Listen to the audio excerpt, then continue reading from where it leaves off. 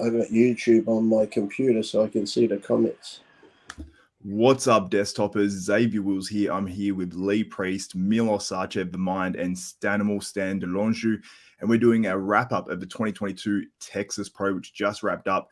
Andrew Jacked wins the show and looks absolutely next level and puts a lot of people on notice at the Mr. Olympia. Milos, I'll go to you first. We'll discuss it and get into all this. What did you think about Andrew Jacked, and where do you think he sort of lands at Mr. Olympia? Because obviously he's going there now, he qualified. Let me put it this way. There was no contest today. I mean, he won the second he stepped his foot on the stage.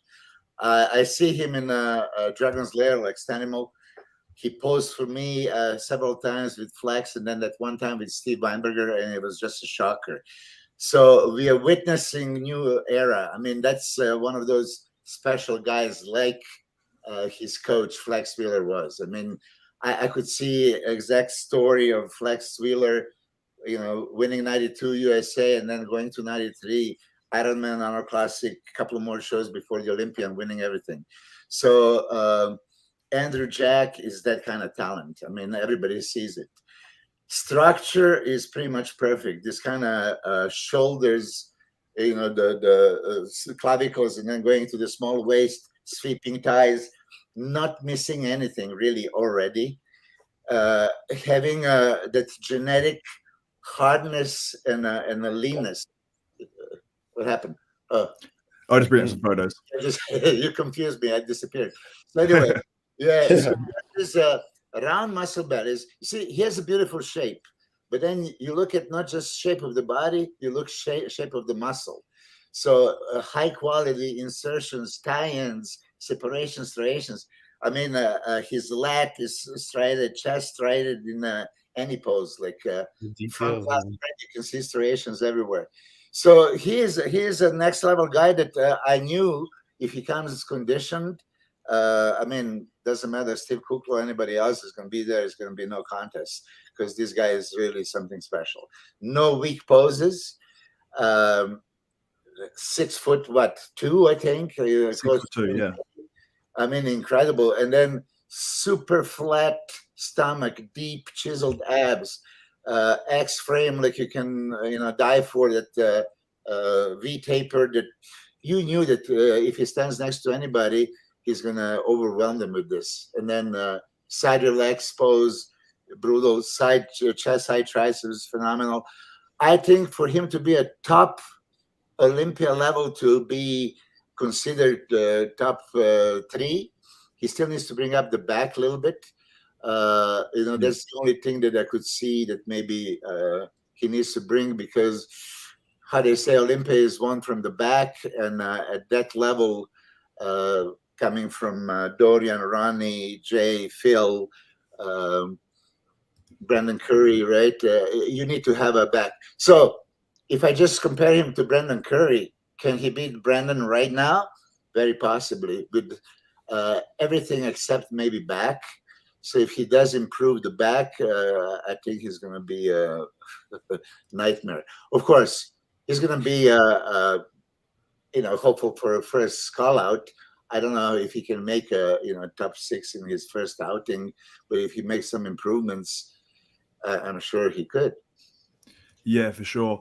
And Lee, what do you think about Andrew Jacked? Because I know we sort of predicted it after that pre-judging. I mean, everyone was sort of, most people at least were predicting Andrew Jacked to win the show. But what did you think about him, and what do you think his, I suppose, potential is at Mr. Olympia?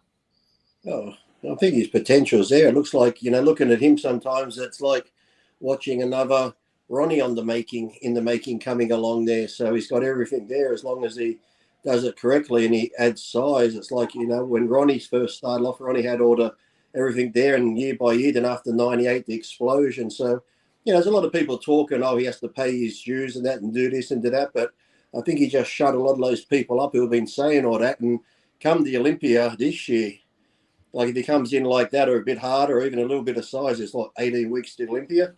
I can see him easy getting in the top 8 in his first Olympia. So, it depends what I want to put other people, how they go with the Olympia judging. You can never tell. But I was very impressed. I was impressed when I saw him before. And that's why I said I like watching some of these other podcasts where people are like, no, he's okay, he's this, he's that. It's all talk. Well, he just proved it there. So some of those people on the other podcasts that were talking, better up their game come Olympia time. Yeah, because obviously, you're speaking about, Ian Valier, and there's a whole bunch of guys that were sort of. I didn't say any I didn't names, think they I were. didn't say any names. Don't start stuff. I don't be think like they Bob were. because I didn't say a name.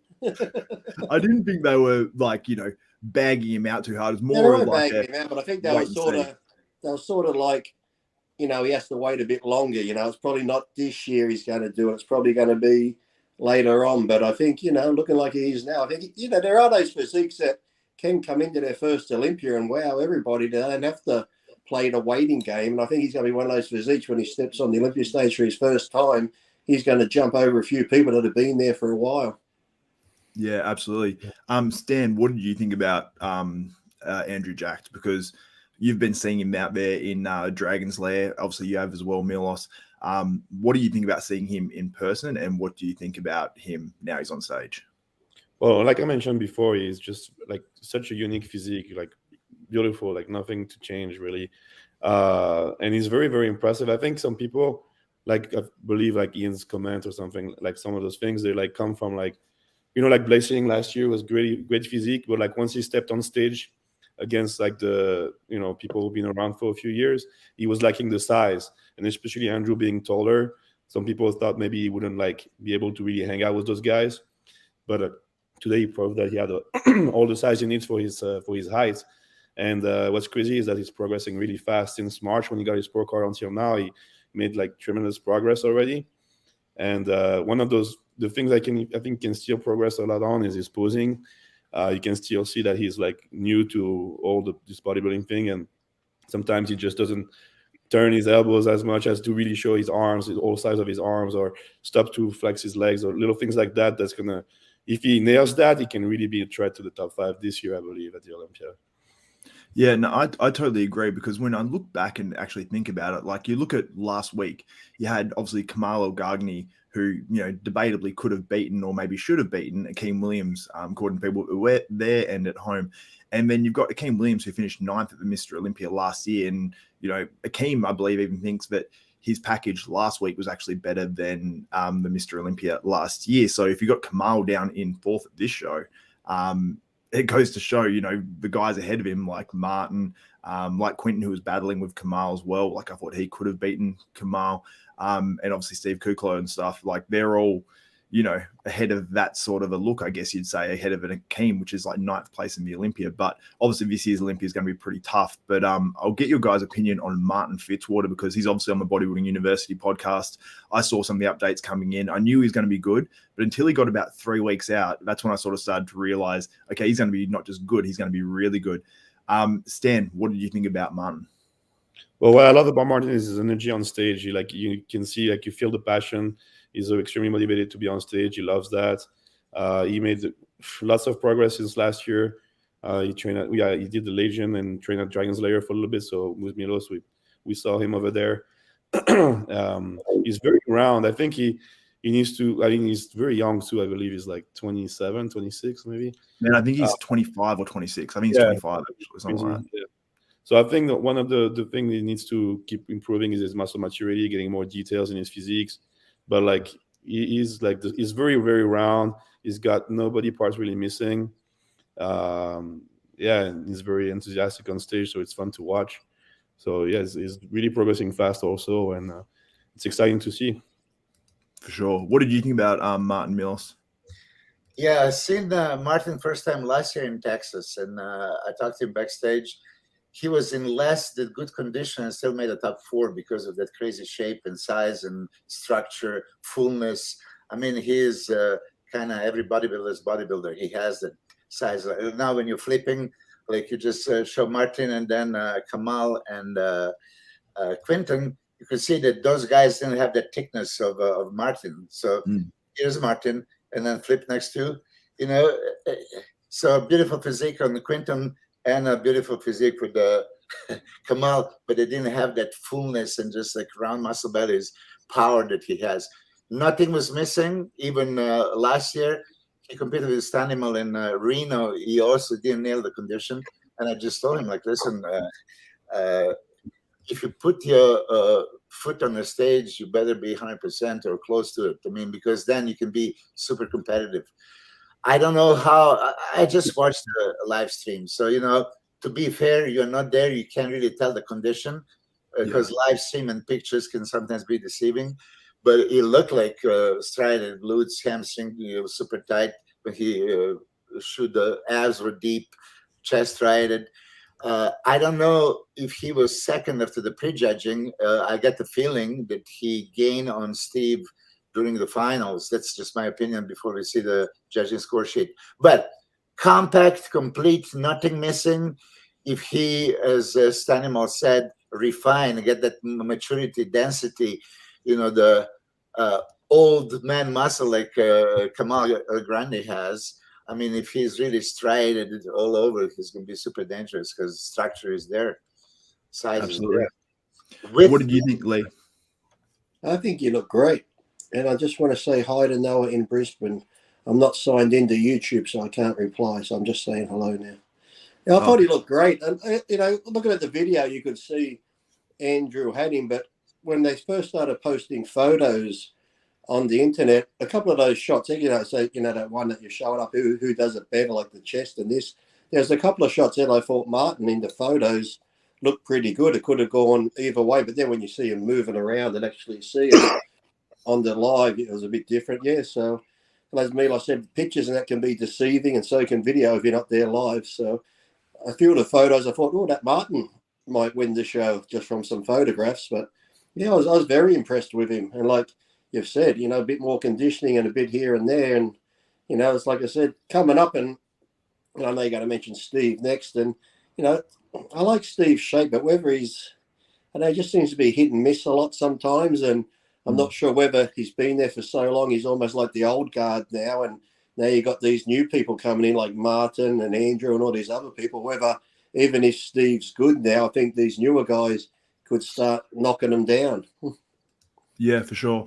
And the one thing about Martin is as well, he's so young that he's still got that, really fresh muscle. It's really round. And the more years that he competes, he's going to get more and more conditioned to get more about dry detail. Like on his front double bicep and front lat spread, they're the shots. If he misses the mark any more, if he's any softer than he is right now, where he's peeled in the glutes and hams and that, then he's going to look really soft in that front double bicep and front lat spread, almost like a Derek Lunsford from last year, not last year's Olympia, but the year prior more so, where he just looked really soft and then he turned to the back and was absolutely shredded, but maybe not to that sort of extreme.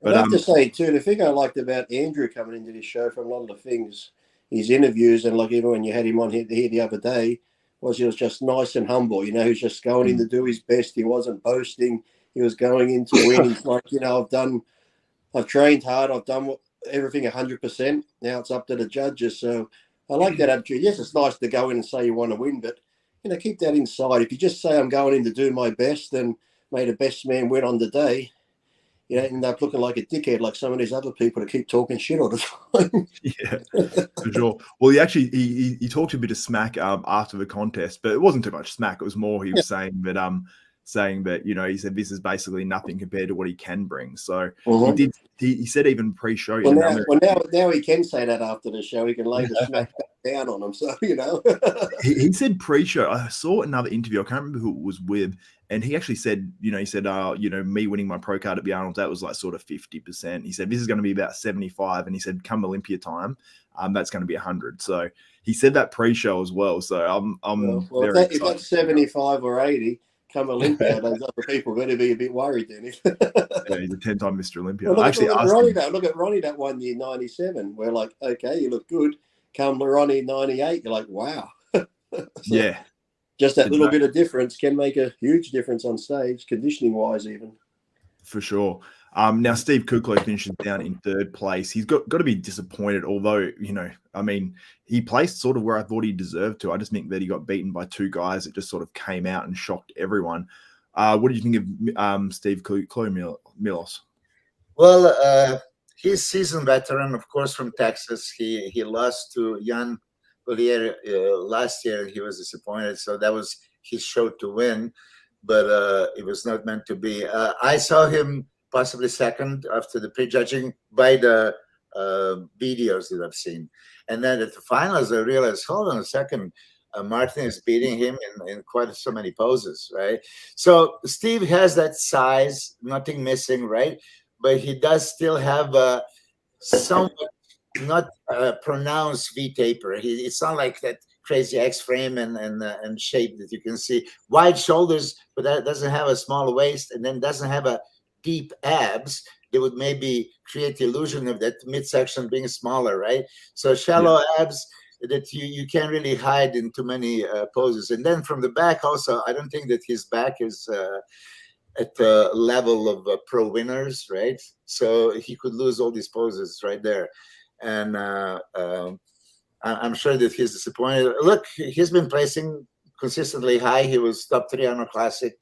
Then last year, then this year he was, I guess, 4th. But then Boston, he was top 3. I mean, he's obviously seasoned veteran that has some pro victories. He's a pro champion, many times Olympia competitor. I didn't see him at his best. I mean, I don't know. Going into the show, you guys watch the internet and Instagram more than me. I've seen a couple of pictures. Somebody pointed out to me back double biceps pose like maybe a week ago. I say, hold on a second. That looks like the best Steve I've ever seen, right? So going into the show, it was, okay, interesting to see what big Andrew is going to look like right next to him, because Steve is considered big, right? And Steve didn't overwhelm him in size, and he doesn't have that wow factor like Andrew has. I mean, there's not too many people in recent years that you just drop your jaw. It's like, wow, look at that. Well, Andrew definitely is, and I've seen. I mean, I'm gonna say Steve Weinberger, when he saw him, how Steve can hide his emotions and what he thinks. And I could see like jaw dropping, like, oh, I don't think he expected that, right? So there is nothing missing on Steve, right? But nothing is super exceptional. There is no striated shoulders, striated chest, deep abs, super separated legs, right?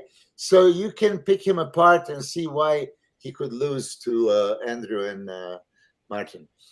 For sure. I think as well with Steve, like he's normally the guy that, steps on stage and go, wow, he's way bigger than you thought. But he was up against really big guys. He's up against a guy that's, taller than him, which is pretty rare in Andrew Jacked. And then you had Quinton, who's, 6'1" or so as well. So probably taller than Steve. You've got Jaffet, who he came in 6th place, I believe it was, or 7th. And he's over 6 foot.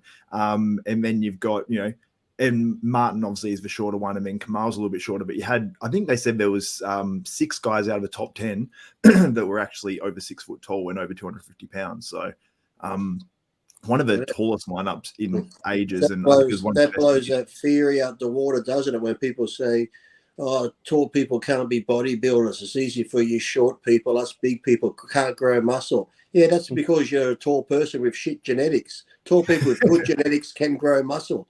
It's like, fucking hell. Use that as an excuse all the time. You short people have it easier. Yeah, that's why there's so many short, skinny people, you dumb fucks. Yeah, but the classic tall person thing is to say about short people squatting, like they only have to move an inch. Oh, yeah. You haven't got as far to push it. It's all relative to our height. Yeah, exactly. I do have some long-ass legs, though, so it is not comfortable to squat. Man, I don't make excuses. You just got shit leg genetics. That's all. I do have shit legs. Stan, what do you think about Steve? Because to be honest, I thought Steve was actually in pretty damn good condition. I think it was just the fact that there was so many tall guys. What did you think? That's exactly what I think. I think it was actually one of the best Steve we've seen. I think he had a good mix of like conditioning and size. I mean, size we always know he has. He's had it, but the conditioning has been nailing it. He was really conditioned. The Arnold, a little bit downsized. I think he had a good mix, but just against like taller bodybuilders like Andrew, Quinton, or again what the other guys we mentioned, he didn't overpower them like you usually do on stage next to like shorter guys. So I think today was probably very disappointing for him, but that was a pretty good. It was well judged in my opinion. For sure. Now Kamal Elgargni, he was sort of the favorite in some people's eyes coming into this contest because he's a guy that, you know, arguably could have beaten Akeem Williams last week, and Akeem Williams coming into, you know, if he was doing this show as well, he would have been one of the favorites. But I think it was a smart move, Akeem skipping this show, because I think, you know, no offense to Akeem's a top 10 Olympian, top 6 Olympian in the past. I think that Andrew Jacked would have beaten him. What did we think about Kamal Elgargni? I'll go to you first, Milos. Personally, I think this the same problem, like we just mentioned for Steve, is a lot of tall guys, and even the guys we compare more with as far as height, like Martin, they were just overpowering, like so much more size on Martin than he does. But it's you know, Kamal is nothing to throw away. It's a beautiful physique, perfectly conditioned, great poser, no body part missing, but just too much size next to him, too big of a bodybuilders and too much more size. Yeah, for sure. What do you think of Kamal, Lee? Because I think from memory from last week, you were pretty damn impressed with Kamal at the Tampa. I'm pretty much always impressed with him. You know, it's very rarely you see him out of shape. You know, similar like when Dexter would always compete, or that other shorter guy, Mr. What's his name, Sean Ray, that great bodybuilder. But, I thought he was going to say Lee Priest.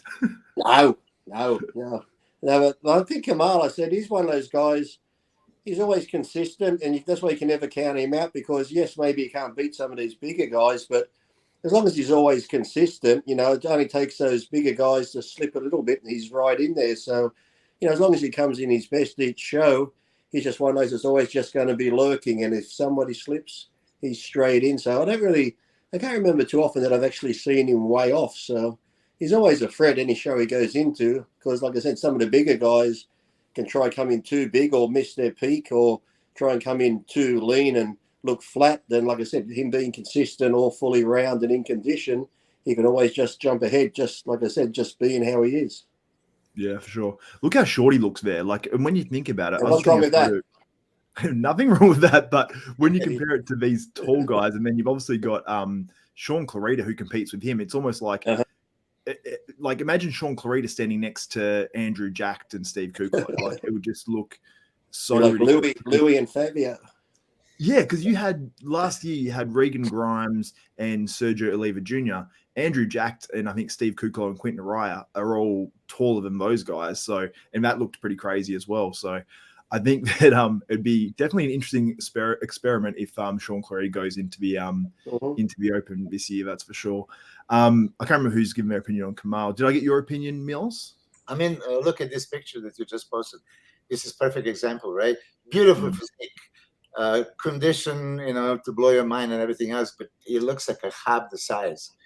I don't want to, you know, say it exactly. It looks like a trophy that they can win and lose.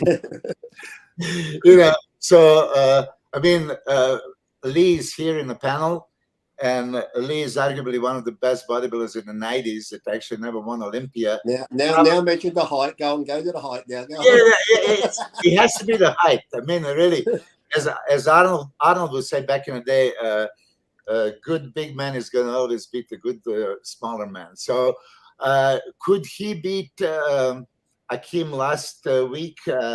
I love, I mean, everything about Kamal. I love the biggest gentleman, inspirational, 51 years old, strided from head to toe. I mean, look at the back double biceps. Back double biceps was lights out. Nobody could stand right next to him. But this is not enough to beat Behemoth. There is 2 times his size, that has a much greater V-taper, that was in decent condition, that has one leg like Kamal's 2 legs, and you know, actually smaller waist, you know, when you look at it, and differential, you know, so there is still muscle show. I know. Look, I'm a static guy. I'm all about symmetry, proportion, shape, and conditioning. So when I see that, okay, listen, it's still a muscle show. Why is Big Ramy winning, right? Hadi Chupin blew him off the stage with the conditioning, striations, separations, you know. So on those merits, you know, I'm very loud to say that I wish that they allowed 212 winner of the Olympia to be compared with the Open, because I think if Mr. Olympia is best bodybuilder in the world, and they're both categories are judged with the same bodybuilding criteria, then let's see who is the best, right? In a history, I mentioned this also, 6 times they had a lightweight Olympia against heavyweight. 4 out of 6 times lightweight won. So there is a chance for lightweight to win. And when we look at back, Danny Padilla, Muhammad Makavi beat Lee Haney, right? And it was, Lee Labrada, don't go any further than that, or Frank Zane, my idol, but I can see how judges can, say like, listen, that's not still enough muscle, and conditioning, even though better than Akeem's, was not enough to just take him over, because every body part, bicep, tricep, shoulders, chest, legs, from the front, from the side, from the back, oh my God, it was overwhelming. Conditioning wise, yes, Kamal, for sure. But for me, if I was a judge, I wouldn't give it to Kamal last week neither. Like this week, the same. I hate to inform Milos, but all that stuff you mentioned, conditioning, symmetry, and all that, Bob's taking it all out. All gone. Posing, everything gone. Yeah. So okay, here's the question. If bodybuilding competition, right, is actually sport and entertainment. Sport, okay, you can measure, you can give the points on something, right? It's like football, you have 4 quarters. You count scores in every quarter. Here, you're going to have like today, there was a posing round that didn't count. So why were they even there on the stage? Why? Yeah. What was that for? Oh, so you're giving, but this is not going to be scored. So would athletes be encouraged to do the great routine, to entertain the crowd, to get this sport somewhere, right? Get people excited. I'm bored to tears when I watch the routines. Like, oh my God, because many people just want to work it off. It's not like Superman routine of Lee Priest or Labrada's routine, Bob Paris's routines, Chris Cormier, Kevin Lebroni, that you actually want to see the routine. Because you see, misconception is, it's the best a dancer should win. No. I remember when I was at Joe Wheeler's office, and he was looking at one of my routines from Olympia, and he said, Milos, why you do the back double biceps pose in your free posing routine? I said, you have no back and you have no biceps. So why do you show the judges that you don't have it, right? Okay. And it's just, here is a time that you can do the poses other than mandatories that show your strength. So really, that's what posing routine is. Because if I am a judge and I just see 8 mandatory poses, okay, some guys win. But now even this is the factor. I don't know if you notice on the stage, those in-between poses. What is it? Your stage presence? Like, if you count just the pose, many guys hit it correctly, but in-between poses, they look like shit. You're supposed to make in-between poses just as exciting and just as good. You should not be able to take a photo at any moment when somebody's on the stage and to be a bad photo. But posing routine, that's when you can do your lunging, kneeling, twisting backs, static stuff. And this is what I have a problem, right? Of course, they don't like me say that, but seriously. But it's true, though. It's true. Like you mentioned, Labrada, Bob Paris, Muhammad McAway. I remember Phil Hill's posing routine to Phantom of the Opera. Like when someone does a great routine, you never forget it. I can't really remember any great routines that we've seen lately that you're going to remember 10, 20 years from now, 15 years from now. But we remember Labrada's and, like I said, McAway's and all these people. Like I said, Phil Hill posing the music of the night, then he finished in the splits. You still remember all those, and Bob Paris's beautiful routines. And like you said, it's the transitions where it can be saying it's just moving your hand, opening or closing your hand in between poses and stuff. It's like, rather than people just going, Yeah, they do the mandatory poses. They walk left and right, stick the tongue out. And that's it. Who wants to see that? I mean, like I said, we are bodybuilders. That's test posing. Yeah, you don't want to see that. But that entertainment in the beautiful routines. I mean, every single Labrada routines, or every Bob Paris routine, John Brown back in the day, Melvin Anthony. I mean, Chris Cormier, yes, Flex Wheeler, you name it. We couldn't wait to see. I mean, I couldn't wait to see your next routine. Even Sean Ray had a couple of good ones there, even back in yeah, Sean had many good ones. But so that's taken away. Are you cheating audience from something good, and athletes that can be, more creative and, show their strengths, or you're benefiting them? I think that was a bad call, super bad call. And also, how about as you open the can of worms, symmetry round, right? What was symmetry round for shapely guys? Okay, so aesthetics and shape, that's where you can. I won my first pro show, San Jose Pro Invitational. I won the symmetry round against Sonny Schmidt and Ron Love and everybody else. I won, right? I didn't have enough muscle. I looked like a man's physique. At least I didn't have a shorts. But listen, I mean, that was there for a purpose. Oh, we're gonna have a shapely guys, gain some points here, and then muscularity, and then presentation.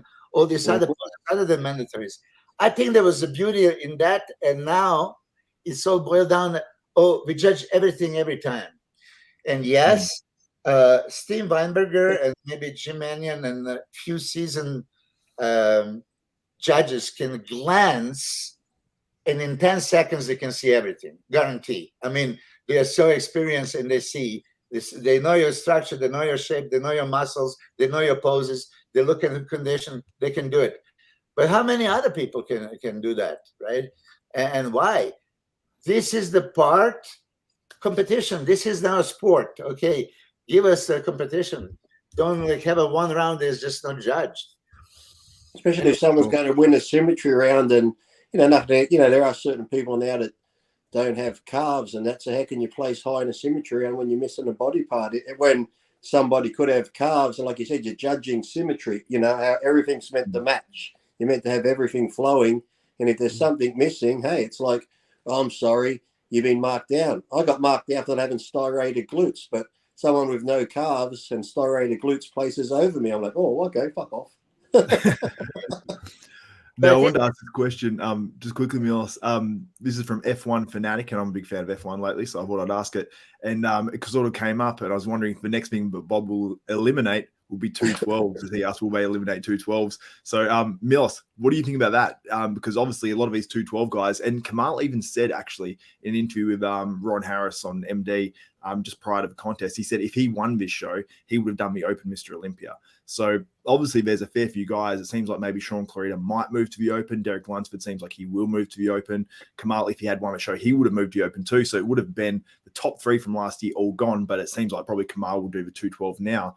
But what do you think about the 212 and the future of it? Bob said that he brought that category, so it's his pride and joy, right? So for sure, he won't take it away. I mean, you see, Lee, if you lasted long enough, you could have wait for this 212 and be Mr. Olympia. Didn't you know Bob is God? Didn't you know that? It was like Bob invented the WIDA principles and just told Joe to write it in a book. No, but okay, he made a good point in this podcast that we talk about it, because how many classes you have in amateur shows from bantam, lightweight, middleweight, light heavy, and then you have there are classes for a reason, right? I just watched UFC today. Obviously, you have categories, your weight categories. So he made that point that okay, if you are similar weight, okay, let those guys battle. And this is why I said I would still want winner of the 212 Olympia to be compared to the Open, because it is a bodybuilder, and so be it. If the opening size of the Open guy is going to dominate, he's going to win anyway.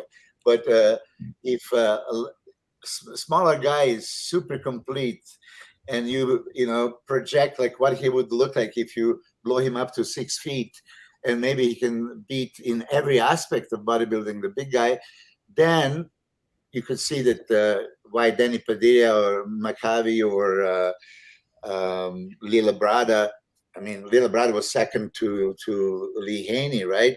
And Frank Zane 3 times Mr. Olympia. If they could have won the contest, so could these guys. But just to answer your question, will they eliminate? I'm not for give those guys the category that they can compete and be equal, right? Because how can you really judge Sean Clarida next to Big Ramy? But what about all the pros? What about all the pros who are only 180? Should we make them a category? You can judge left leg of a Big Ramy and the right leg in a 3-way call against Sean Clarida, right? His leg is bigger than Sean. So how you judge that? Yeah, it's such a hard thing. When Classic started, was like, back in the day, it was like there were the bigger guys like Dillette and those people who had the size, shape, and symmetry. Then the judges sort of let it get out of hand, and the guys with the big stomachs were winning. And then people who were a bit more symmetrical started to get bigger. So they're like, oh shit, now everyone's got big and bloated. Now we need to start a Classic division to have Classic again. And then it's like, oh, wait a minute. Now we've got this class where these guys can't really be freaky bodybuilders and can't develop legs. Now we've got to make this division for them. And it's like, let's just keep making divisions for people just to fit them all in. It's like, if you go to sprinting, we don't have okay, here's the Usain Bolt under 9 seconds. Oh, you can't do that. Okay, we've got a 12-second class for you to run in. You do your best in that one. It's like we're watering it down all the time. That's why back in the day, it was like the best of the best. The best got there no matter, I was competing, my heaviest I weighed was 218, but the majority of the time I competed at 206, 208. I was up against beating Ronnie, and when I won to San Francisco, I was 199. Chris was 260 in second place. So if you're good, you're good. So just get up there and compete with the open boys and just shut the fuck up and do it. If you're not good enough to do it, then go on Instagram and make a fucking video, go to OnlyFans and stop bitching. Yeah, but I have to be fair. I have to be fair and say this. Those classes are good. Sport is growing. I mean, as much as I want to complain that men's physique has these stupid board shorts that they should be lost, that's the most popular class all over the world. There's many countries that they have millions of guys. So sport is growing, okay? I just think, listen. It's because there's millions of guys without good genetics to be bodybuilders. They can just build a model physique. It's like the bikinis. Bikinis most will go to Hawaii. I'm in men's physique. Some of men's physique is Hawaiian tropics and bikini. Yeah. I mean, you see, Classic is growing, rightfully. That's aesthetics, okay? So everybody wants to see aesthetics. And it's getting, very popular. If somebody likes it or doesn't like it, that's very good class and a category that attracts a lot of people into the sport. Man's physique, right? I said you go to any Asian country, it's by far, in Japan, for example, there's 100 times more popular than bodybuilding or anything else. You can't even compare, right? So a lot of people want to do that. But I think that even these men's physique guys, they would like to say, okay, make us work our legs, raise that shorts to the level of initial Classic physique. Remember how that shorts was? The small black, the little black short type things. Yeah, but I know a lot of men's physique guys that do have great legs. Now, a lot of people going to say, well, then I'm not going to even train them. Same thing. If you're not going to judge a posing routine, why would I make her one? Because it doesn't matter, right? Exactly, so these kind of things, Especially when guys are depleted as well. Like when you're 4 weeks out, 5 weeks out, and if you've had a pretty tough prep, if you go, okay, the posing routine isn't judged, you're probably not going to find the extra energy to work on it. You know what I mean? As much. And it's just because you go, what am I doing it for? Is it, am I that good of a poser that I'm going to get guest posing gigs based off how good I am at routines like Terrence Ruffin? If you're just not genetically anywhere near that in terms of actually being able to do that and have flow and all that sort of stuff, then it's going to be hard to get gigs just based off your posing. And unless you're an absolute freak, then the posing doesn't really even matter as much in terms of the guest posing. So yeah, there's definitely not the incentive to do it. But I just want to quickly touch on Quinton Eriya. We can come back to that as well. I'll try to hide that current comment. There we go. I figured it out. I'm sort of learning this on the fly as well. But Quinton Eriya, I thought he looked good. So I spoke to him and I interviewed him just a day or two out from that Texas Pro. And he basically said, he spoke to the judges and said they wanted his upper body to come in harder. His legs were pretty hard the week before. His glutes were in, quads were in, and he just wanted to come in harder because he was eating a lot into that Tampa Pro. And I think he looked a lot better than last year. So Stan, I'll go to you. What did you think about Quinton Eriya in this show? Because I thought he could have even potentially pushed ahead of Kamal, but I understand why Kamal plays fourth as well. Yeah, no, I agree with you. I think he came in even tighter than he was in Tampa, and I mean his conditioning was already really good in Tampa. I think he went for conditioning to try to edge Kamal. I thought he did a good enough job, but it's hard to flip-flop them, like last week, Kamal was ahead of him and he was second, and now this week he's forced to push him like at the end of the top 5. But I think it was like all the guys they had on stage in the top 5. It's so many different physiques that it's hard to stick with one like direction, like conditioning, size. They go with like what looks like the overall package. But I thought Quinton looked amazing. It was a very tough lineup today. Yeah, for sure. If you can imagine if like Quinton had like, Martin's sort of like deep lines and just that filled out, like that really bursting full sort of fullness to his physique as well. But I think Quinton just being taller and obviously being young as well, I think it's going to take a few years for him to get that full maturity and that hardness and that, that combination between conditioning and also fullness. Milos, what do you think about Quinton and what do you think he needs to do to like go to the next level? Yeah, I love his physique, of course. Shape and structure. People, state that that's the best structure in a bodybuilding, right? But he needs to fill up his frame. I mean, especially chest and back. Legs are very good, yes. Conditioning. Even he has a striated glutes, very good hamstring glutes tie-in, and then separation. This, semimembranosus, tendinosus femoris from the back. He has that quality on the legs from the front and back, but even though he has a very good abs, there is no chest fullness and striations, delt fullness and striations, thickness in the back, right? Structure is there, but he lifts his arms. That V-taper is overwhelming, but he needs another 20 pounds, of striated muscle, and then is going to be a problem, for everyone, everywhere. In any show. Absolutely. I'm trying to skip through his photos, but for some reason it's not allowing me.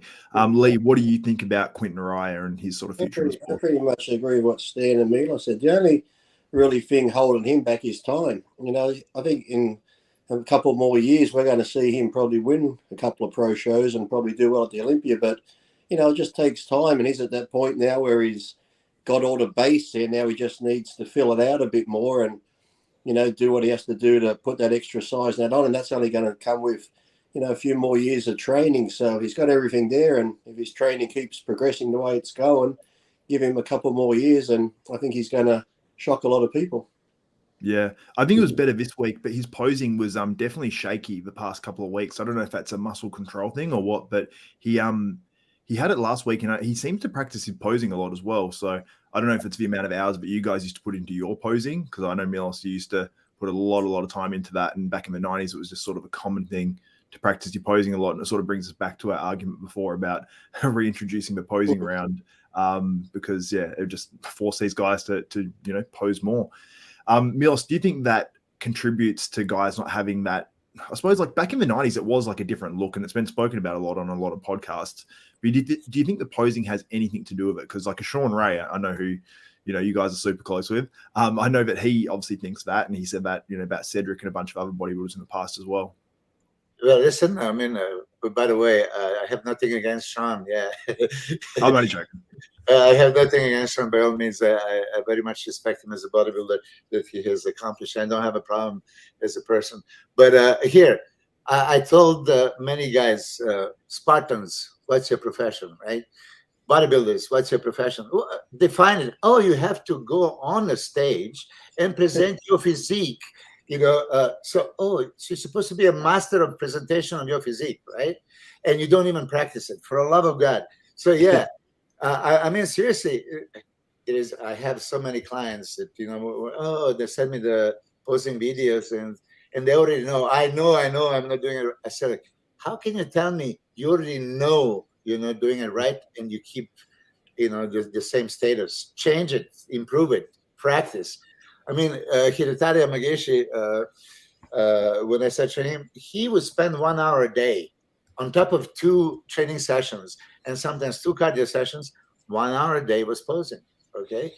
Back in the time in the 90s when Flex Wheeler or Sean or Chris would be in the Coliseum gym, we would go to the not posing room, in the bathroom there, and pose our asses off. I mean, really. So you have to do the mandatories with 5, 8, 10, 12, 15 seconds, right? Then you would play whatever music. So he can come with his music play, and I would have to pose with his music. Like, oh shit, that feeling, rhythm, sequences of poses, what naturally goes one after another, right? Yeah. Look at Arnold Schwarzenegger and Pumping Iron, how fast he did this twisting back 1 second. It becomes automatic, right? Yeah. So if you practice this and then in this, I can pull out my lat. So, I'm going to have a crazy V taper. Beautiful. Okay. So I can contract this muscle here. I can separate my legs here. How many times do you see the guys squeeze their legs for 3 seconds and they lose them? And they lose them throughout the whole, frontal biceps, lat spread. Okay, if you didn't squeeze your legs, if I'm a judge, I would not give it to you. You're missing half of the body, right? These kind of things. So posing should be equal to training, and that's when you have that mind-muscle connection. Yeah, in the training, you squeeze the muscle as you're doing something, but here you squeeze the muscle to present it, to widen the back, to flatten the stomach, to expand the rib cage, to peak the biceps, bring it, supinate, bring over the shoulders, things like that. I mean, once you become a master of that, you're going to be so much more in tune with your body, and then you're going to enjoy yourself on the stage. Look, every time you see some guy enjoy themselves on the stage, you want to watch them, right? Mm-hmm. And when you, like Lee would say, the Phil Hill when he did Phantom of the Opera or whatever, or Labrada numerous poses, or your Superman routine. I can do the exact poses you did and how you did it. It's memorized. It's there. People value it. How many routines? I'm not kidding you. Last 10 years, any guy, any routine. You remember? Terence Ruffin. It's tough. Yeah, okay. The routines I remember. The routines I remember is like, I remember Hiratari Yamagishi's routine. I remember when he did the like do. Yeah, pride, yes, of course. Yeah. Love that. I actually posted that myself when I was like a teen or junior or something like that. I remember like Melvin Anthony's routines. They were great. Durham Charles, like all the routines that are coming to mind are pretty much all older routines. Like your Superman routines, Lee. There's a whole bunch I remember, but they're all like 15 years ago, 10 years ago, stuff like that. And there's not much in the past 10 years. Like there's a few, but not a lot, Let's answer it. Cool. I'm asking you questions. Lee, you remember the last 10 years? Name the only one that I've seen that I really enjoyed and looked like he put some time into it was the show that Antoine just won, Antoine's posing routine. Yeah. I thought he did really well, and because he practiced it, like he'll talk about how he practiced it and that, when you've seen him do it, it looked great. It was effortless. He had all the transitions down, and I remember that one, which probably because it was only not long ago, but out of all the others, maybe, I don't know, I'll probably have to go back to a Kai Green routine, really, something that I really remember. Yeah. And Austrian Powers, he mentions in the comments, he says Urs routine 2021, Kalsinski, but that's in the, I think we're talking more open, but in the classic guys, they have routines. I mean, you got Terence Ruffin, you got Logan Franklin, you got Urs Kalsinski, you've got Breon Ansley, you've got all these names. You think about all their routines, they're all next level. They're like the 90s guys come back, you know what I mean? And that's what I love about the classic. You can watch the routines and you are solidly entertained, even if you're not judging them, but they definitely. And there's just something about a big bodybuilder, if you can capture him, because I remember, like you said, you see Phil Hill, back in the day, and he was so massive, you expected him to walk out and do all this. But like when he came out doing Phantom of the Opera, he was so graceful on that the crowd just felt silent, like, oh my God, look how graceful he moves. And then to finish in the splits with those big legs, people are just like, what the hell? It's like, yeah, if you come out and hit beats and go whatever, the crowd will get behind you just because of the music and blah, blah, blah. But if you can sort of capture the crowd and hold them in your hand while you're doing this routine where they're almost just like speeches, like, oh my God, that's when you know you've got them and they're watching. Yeah, exactly. That's it. Stan, what's your thoughts in terms of like, posing routines, all that sort of stuff? And do you think it should be scored basically? I don't know if we got your opinion on the last Bodybuilding University. Yeah, we talked about it a little bit last time.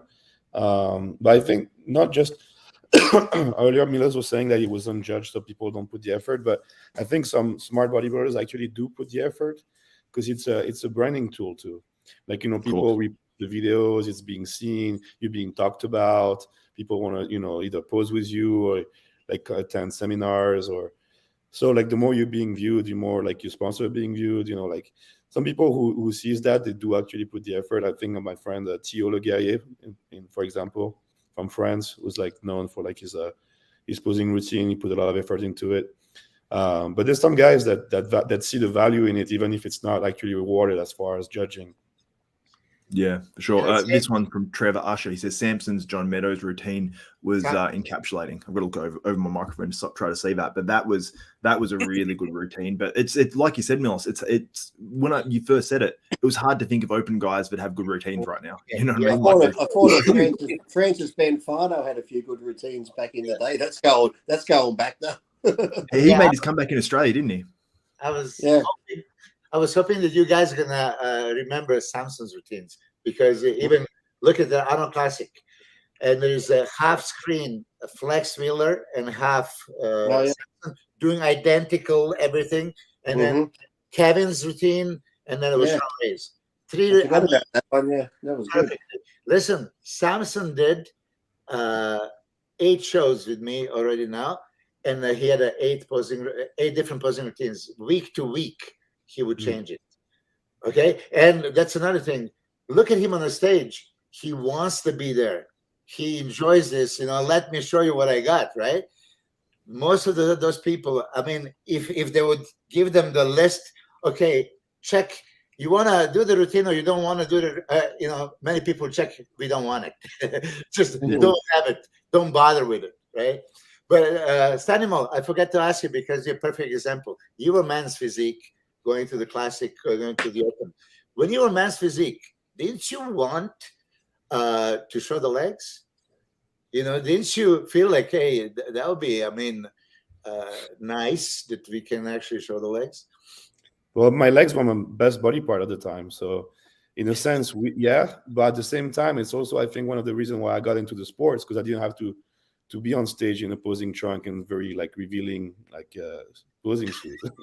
I think that's one of the things. It's a great entry. You know what I mean? Yeah. Like it's a great entry. And for those who want to stay in there or maybe don't have the best genetic legs, they can take it to the extreme and, maybe get to the Olympia or whatever. I know for myself, like literally I was competing in classic. I did all right on an amateur level, but then I had a few injuries and I thought I'm not going to be able to compete in forever. And then I always thought men's physique, I'd say men's bikini, put it off. And then I was like, I'll do this transformation, because it was for 50K for one of those Redcon 1 challenges. I was like, I reckon I can probably win this, being not on gear for a fair while. And then, just taking things to the next level. And, it was just like a 10-week transformation thing. And then I decided to jump in and I'm like, it's actually fun, but it's for more just the competitive side of things, not so much that I love men's physique. Because if I could compete open bodybuilding or classic physique as a pro level, I would do it 100%. So it's more for the guys that either can't make it, don't want to show their legs and be super revealed, in a sort of a new sport. What do you mean you can't compete forever? It's 2022. You can be non-binary and go do bikini now. So what are you talking about? I could have just done that. That would have been easier. You can do wellness. Come on, just say you identify as a female and do it. Yeah. Those bikinis are too much. They're too expensive. They're like $1,000. Or the sequence. Yeah. We started with you mentioned athletes rep, right? Isn't that exactly athletes can maybe vote, like men's physique athletes can maybe get together and say, like, hey, let's Let's analyze. After listening to that Bob interview, I don't think the athletes have any say. It's all what Bob says. Maybe I'm completely wrong. Maybe like Stanimal says, no, I want to cover it and I never want to train him ever. You know, so maybe. That is a good question. That is a good question to ask him. Say, would you guys prefer to go to smaller shorts and be judged on your legs? And give them like 2 years transformation period or something. So from 224, we're going to judge the legs and we're going to reduce the shorts and stuff like that. Because those guys are phenomenal. I mean, really. And this is just another thing. I mean, they give them a like 1 minute routine, right? But they can only do that front and back pose. And then you can see them like they want to do it, but they can't. They just go back to the they know what I get in trouble for. And it's almost like how do you go gracefully from the front to the back? It's always just like and you repeat 5 times. This is all you can do. You know, give them chance to show their physique a little bit more. So what? You don't have to do at least one pose, you know.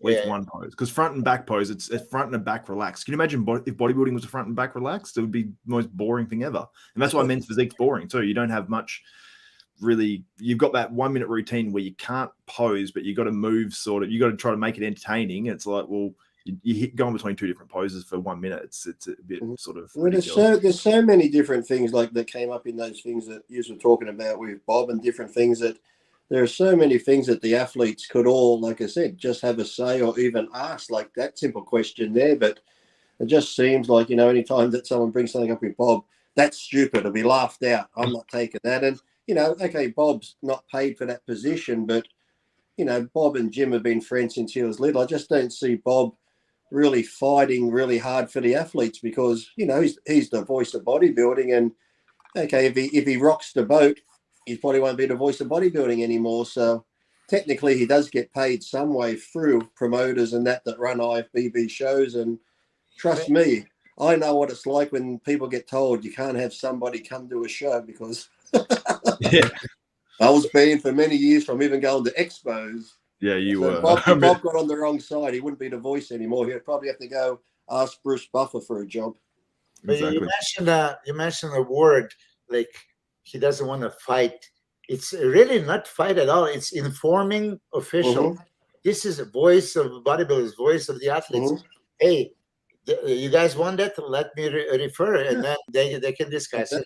Well, it's true. It's not Bob. It's like Bob is speaking for the athletes. He's just saying, look, I'm just coming to you with what the athletes want. This is I'm putting it on the table. So, if it ever got to the stage though where it was some sort of a standoff between the athletes and the federation, you know what I mean? Hopefully it never comes to that, but it happens in the NBA. It happens across many, you know, sporting federations around the world.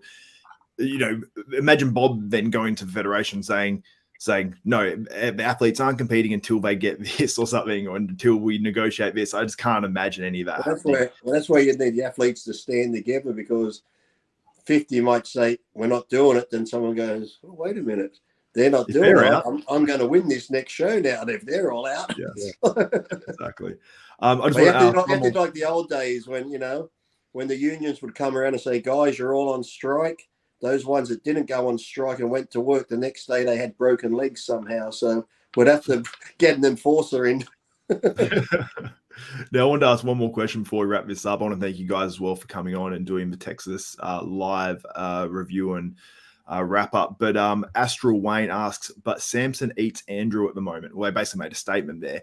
But Samson versus Andrew jacked at the Olympia will be very interesting because Samson, what is he weighing, Milos? Because you're prepping him like, what is it, 320 something. 300 something? Yeah, 300. He's 148 kilos. I mean, he's been in Paris right now watching a Paris Saint-Germain game. I don't know if you've seen it. Yeah, he probably lost a couple of pounds. He missed the meal. Listen, he is taking this very seriously. Olympia qualified for the first time. You can only leave that Olympia impression first time you debut on it, and he wants to make the best out of it. So he is 148. I don't know. That's 232. I'll add it up. Yeah. It'd have to be, yeah, because when I was 135, that was roughly 285 pounds. So he's over 300 if he's 148. Yeah, 325.6 pounds. But Lee, I mean, I'm sure you've seen that Jay Cutler's interview when he says the freakiest bodybuilder of all time that he's ever seen was you. Yeah, so I can only imagine. But so the question is about Samson eats Andrew. I mean, what do you mean? Samson versus Andrew at the Olympia. Like, I suppose I'll ask the question: who It will wins? be a contest, of course. Listen, I think that Andrew proved today, so much that he can be a top contender, and so is Samson. I mean, placing third, Arnold. third or fourth, Arnold fourth. The third? Oh, second. I forgot now. I think it was third. I'm pretty sure it's third. Yeah. Kuclo finished ahead of Samson at the Arnold. So yeah, I mean, listen, they have a different structures, different strengths. We just talked about that. Andrew really surprised me to the point that he has that Flex Wheeler stamp on it, right? Flex said that something special. Flex was not as wide, but had a rounder muscle bellies. Andrew has a beautiful shape, but it's kind of squarey, right? It's not a round like Flex. So he needs to still, build up back thickness and back width, but he's already wider than Flex, right? Yeah. And I guess Andrew's legs were kind of weakness when he was amateur in different federation, and then he improved them quite a bit. And Stan, you saw him train in a gym, very, very hard, super dedicated. He is work in progress. I would not be surprised that he comes on the Olympia stage like 15 pounds heavier. And as you said, if he was 50% at amateur Arnold and 75% now, imagine what. Sorry, I have to call somebody. Yeah, imagine what he's going to look like at Olympia. Yeah, for sure. I think in terms of Samson versus Andrew, I think that from the side, I think Samson will win just based off those side legs compared to Andrew's, because that's really that plus maybe a little bit more on the back is probably Andrew Jack's only weaknesses, if you call them weaknesses even. So I think Samson will win those side shots. I don't know how the other ones will go down because he's just ridiculously huge right now, as you can see by these recent physique updates. So I think going by right now, I'd probably have Samson over him. But come Olympia, this is bodybuilding, and we've seen people come in shape and get placed low. We've seen people out of shape. It's like, it depends what mood the judges are in on any given day. That it's like they have their criteria. I remember I felt sorry for the women back in the day. I remember Milos when I was married to Kathy, when the women's were getting bigger and bigger. And they brought the new rule out. Women had to lose 20% of their muscle, and that's Kathy and everyone loses 20% of their muscle. And then the big girls still won the show. They're like, what was the point of that? So it's like, the judges need to, like I said, they have a criteria they need to try and stick to. Yes, I know it's an opinionated sport type thing, and it's like some people like different bodies over others, but still, if you got a certain criteria where you're meant to try and follow that criteria that's in the judging book, and then it might not be as have people going, well, how'd that happen? Yeah, exactly. Okay. That question here is interesting. Now we're seeing a Samson posing, and you can see, you already know what Samson looked like in recent shows, and now you're projecting a little bit more muscle because obviously, look at his legs are blown up and everything's growing. But so question was Andrew versus Samson. And let's say similar conditioning. So now, how do you judge it? Really, all of us. How do you, Xavier? You said already side poses you could see going to him. Okay, then somebody's going to ask you why. Because maybe he's thicker, maybe he has appearing more muscle, more thickness. God knows. But then in the front poses, maybe. Andrew has a more width, and but how do you define who beats whom? I give up commenting. I give up commenting because no matter what I say, if I say, "Oh, Samson's going to win," then Andrew's fans say, "Shut the fuck up, Lee. How many Olympias you win, you fucking dwarf?" If I say Andrew's going to win, Samson's fans will say, "Shut up, Lee. How many fucking Olympias did you win, you fucking dwarf?" So. Stan, what do you think about Samson versus Andrew? Who do you think would win, or who do you think will win out of those two? I'm not saying about win the Olympia, but who will place higher, I guess. Well, it's hard to really project like how much progress Samson is doing, and I've never seen him in person personally. So, but I think it's going to be very comparable. I mean, he's going to have to play pose by pose and see who's overall better on each pose, and it's going to come down to conditioning most likely. But how much Milos was Samson weighing at the Arnold? Like 285. 285. Yeah. So they're relatively the same weight, but something a little shorter, maybe. I know they're both. It's like 6'1", I think. I don't know. Yeah, slightly shorter. Yeah. Yeah, slightly. Well, Samson was about, I'm assuming he's about 20 pounds heavier than his last off season, this time last year sort of thing. So that's a huge amount of weight. And it doesn't look like he's blown out his physique in terms of body fat and water. Like, he's obviously holding a bit of fluid, holding a little bit of body fat, but yeah, he's just made some crazy improvements, Milos. And obviously, he first started working with John Meadows to make those improvements, and obviously he's continued with you, and it's been pretty awesome to watch. And Samson's such a nice guy, and I've known Samson now for years, that it's so good to see him doing well and achieving things that he was really dreaming of. Because I was talking to him weekly, and we'd have long chats, and this was back before the whole pandemic and everything, and he was like, he was on the edge of almost quitting. You know what I mean? He was just on the edge. Like, if I'm not going to make it, it's like, I'll keep pushing. And I think he just went through so much with going, having to do those weeks of isolation while he's still prepping in Korea and all that sort of stuff. And it's just, I absolutely love to see this dude doing well. And obviously he has, part of it to thank to you as well. So I think it's really, really cool to see. And I can't wait for him at Mr. Olympia. What do you think he'll weigh on stage, Milos? Close to 300, yeah. And this is what I said, it would be good. You remember how Big Ramy stepped on the scale at the press conference, and he was like basically 300 pounds.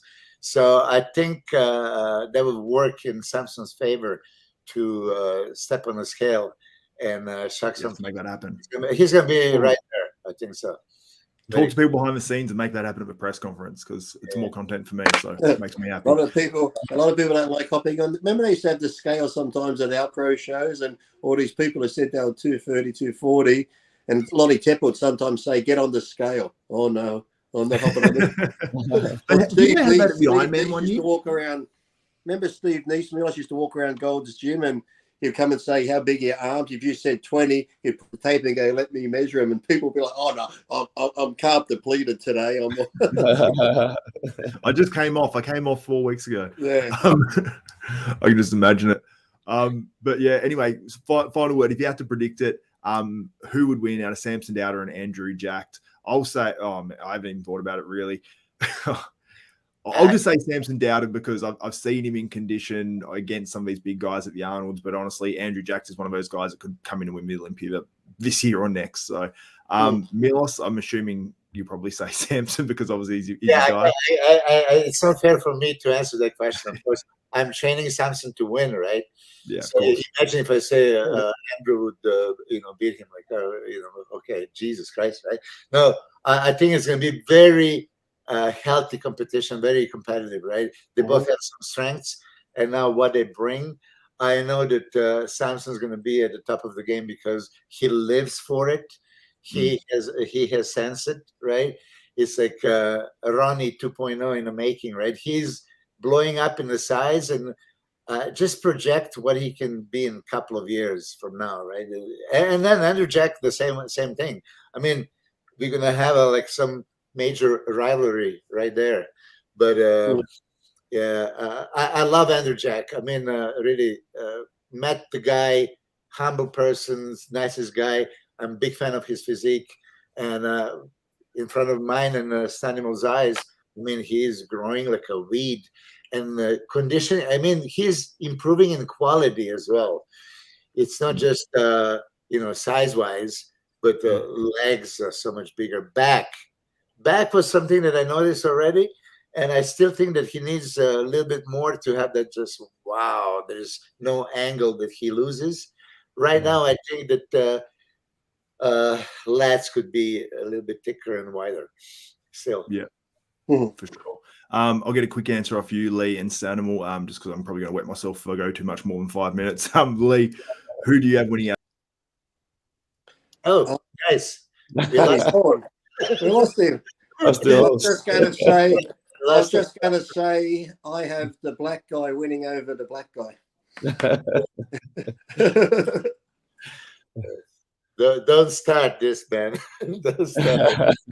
Well, that's fair. I'm not choosing. I just said the black guy's going to win over the black guy. They can pick who they want. Safe bets. Exactly. Well, like I said, I think like Samson has more of the rounder muscles on him and that than Andrew at the moment and stuff. So it's like, yeah, until we see him side by side and in condition, it's like, you know, too much of it. Oh, welcome, Xavier, to the show. Thank you for joining us. Minutes lost. I'm trying to figure out what's happening. I'm hearing lots of voices at once. I don't know what's going on. Can you guys hear me? Yes. I'm trying to figure out what's happening. I'm hearing. Whoa. Now I'm hearing you too. Guys, I think I'll wrap it up because I can't hear what's happening here. But all right, yes. Can you hear me all right now? Yeah. Sounds like two words. Okay, I'll wrap this thing up. All right, guys. Catch up. All right. Okay, I'll wrap this thing up.